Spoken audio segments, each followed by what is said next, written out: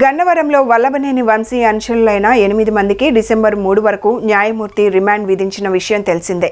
కాగా గన్నవరం సబ్ జైల్లో ఖైదీలు ఎక్కువ మంది ఉన్నారని జైలు సూపరింటెండెంట్ రాంబాబు పిటిషన్ చేశారు. దీంతో వారిని నెల్లూరు సబ్ జైలుకు తరలించాలని ఉత్తర్వులు ఇచ్చారు.